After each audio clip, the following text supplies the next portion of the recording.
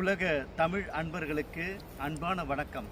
ஐரோப்பிய புனித வள்ளலார் கூட்டப்பின் சார்பாக உங்கள் அறிவழகன் உங்களுடன் சில தகவல்களை பகிர விருப்பப்படுகின்றேன். அன்பு உள்ளங்களே, இந்த சித்திரை மாதம் நமது தமிழ்நாட்டில் தெய்வீக திருவிழாக்கள் பல நடந்து கொண்டிருக்கின்றன. நமது ஆண்மனைய உறவுகள் ஆங்காங்கு கூட்டமாக அந்த நிகழ்வில் கலந்து கண்கொள்ளா காட்சி கண்டு உள்ளம் உவகை கொள்கின்றது. அன்பர்களே, உங்களுடைய ஆன்மீக உணர்வு இந்த உலகத்திற்கு உதாரணம். ஆம், கடந்த சில நாட்களுக்கு முன் மதுரையில் நடந்த மதுரை மீனாட்சி அம்மன் திருக்கல்யாணம், நேற்று அழகர் ஆற்றில் இறங்கிய நிகழ்வு. இதில் திரளாக கூடிய அன்பு உறவுகளே, உங்களுக்கு வள்ளல் பெருமானுடைய ஒரு தகவலை அளித்து மகிழ்கின்றோம்.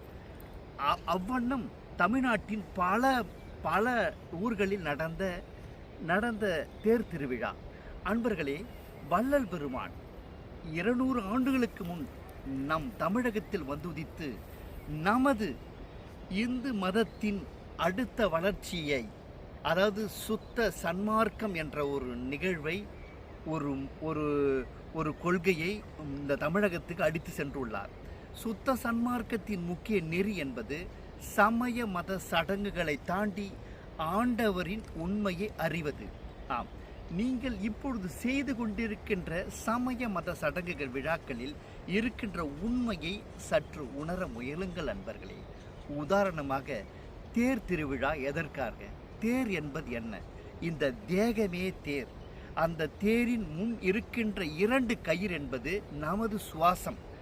இந்த தேரை 2 சுவாசம் இழுத்து செல்கின்றது. இதை வலியுறுத்த புறத்தில் தேர் திருவிழாவை நடத்துகின்றார்கள். திருக்கல்யாணம் என்ற நிகழ்விலே ஆயிரக்கணக்கான லட்சக்கணக்கான மக்கள் கூடியுள்ளீர்கள். அன்பர்களே, அந்த திருக்கல்யாணம் என்ற நிகழ்வின் உண்மை பொருளை உணர்ந்து அதன்படி நீங்கள் அந்த வழிபாட்டை செய்வீர்களால் அடுத்த கட்டத்துக்கு நோக்கி செல்லலாம். அதேபோல் ஆற்றில் அழகர் இறங்குகின்ற திருவிழா, இப்படி பல திருவிழாக்கள் தமிழகத்தில் நடந்து கொண்டிருக்கின்றன. தமிழகத்தில் பல திருக்கோயில்கள் உள்ளன.